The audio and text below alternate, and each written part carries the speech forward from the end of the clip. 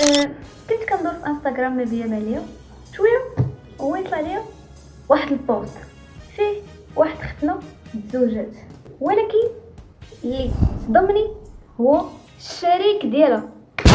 بما انه تصدمت في هذا الفيديو غنعطيكم 10 ديال الناس اللي تزوجوا زواج هربان. راجل فكر انه يتزوج بالدميه، وهاد الدميه هذه ديال السيليكون. الغريب في الامر ان هذا الرجل هذا رجل ياباني، وانتم كيف ما كتعرفوا ان اليابان مشهوره بالاختراعات الغريبه ديالها. وديك الدميه ديال السيليكون كانت سميتها ايزومي، كانت كتبان حقيقيه تماما بحال الانسان. والغريب في الامر ان المبلغ ديالها يساوي 3000 دولار، وصنعوها ليه على حسب المواصفات ديالو، هو الشعر، الوجه، الجسد كيف ما بغاها هو، وتزوج بها بصح. ياك ما كيسحب لكم باللي زعما خدا الدميه ديالو ولبسها خاتم ومشى.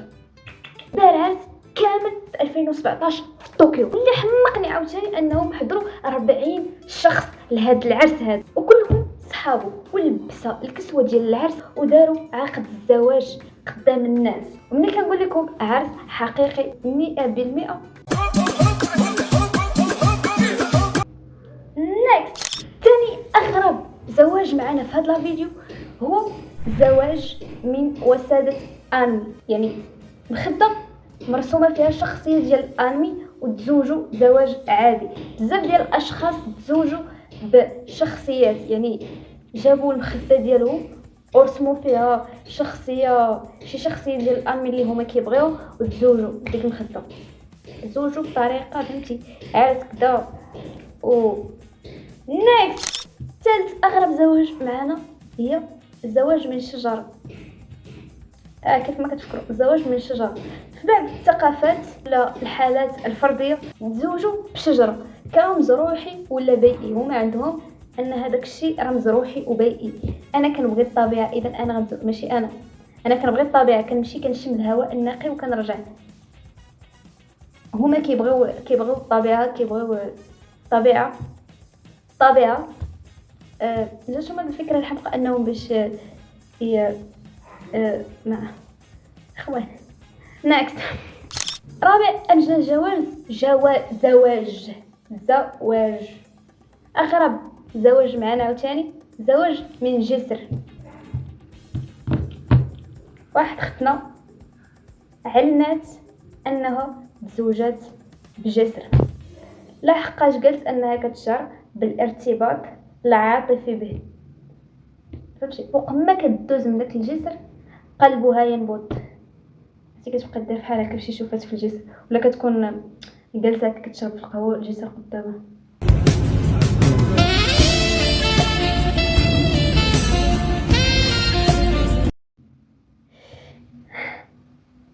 واخا كنا كنعرفوا ان الانسان حمق، لكن ما توقعت ان الانسان يحمق حتى لهاد الدرجه هذه. كيفاش الزواج من الجسر كيفاش ليها. خامس اجنن زواج معنا في هذا الفيديو زواج من برج ايفل. المراه غيرت اللقب ديالها، غيرت كنيسه، وعلنات انها غتزوج الزواج الرمزي من برج ايفل. وسي فريمون اختنا مشات او عنقات برج ايفل وتزوجوا. هذا الزواج هذا هو بالضبط اللي خلاني ندير هذا الفيديو. كنت كنسكرولي ما بيا ما عليا هو يطلع لي امجن الزواج، واختنا فرحانه ام هابي. سادس زواج معنا هي الزواج من الذات. بعض الاشخاص يحتفلون بزواجهم من انفسهم تعبيرا عن حب الذات. كيفاش كيديروا لهذا الزواج هذا؟ كيجيبوا ميغوار. فهمتي، بغيت نبان عليكم بلي انا قاريه الفرنسي شي شويه. اوكي، كيجيبوا المرايه اون فاس معاهم كيشوفوا راسهم خرطاس. هكا كيتم الزواج زعما فهمتي. كنت كنسمع بحب الذات. انا كنبغي راسي فهمتي، ولكن ماشي حتى لهاد الدرجه. عيقتو سي ترو. هذا الزواج معنا هي الزواج من شبح. هذا بلا زواج. ادعى بعض الاشخاص انهم تزوجوا ارواحا واشباحا في مراسم رمزيه. استغفر الله. اعتقاد الجنس البشري على وجه الأرض. ماذا ستقول؟ ما نقول ما نقول. نيكست. زواج من لعبة فيديو أو شخصية خيالية. تكوني كتلعبي فري فراير بحال هكا. عجبتني هاد الشخصية اللي كاينه في فري فراير. نازوزة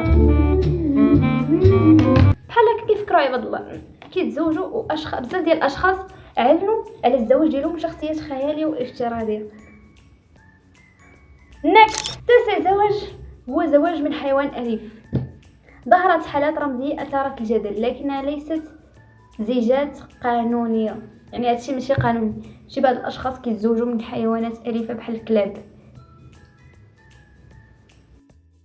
أمجنا زواج معنا في هذا الفيديو.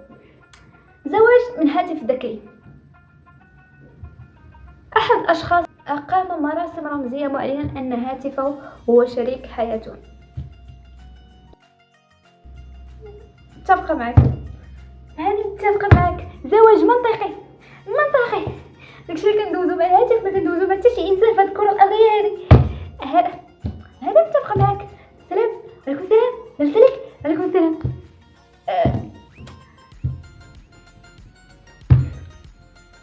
إلا وصلتوا هنا ما تنسوش ديروا سبسكرايب ولايك وما تنسوش بحالكم كنبغيكم.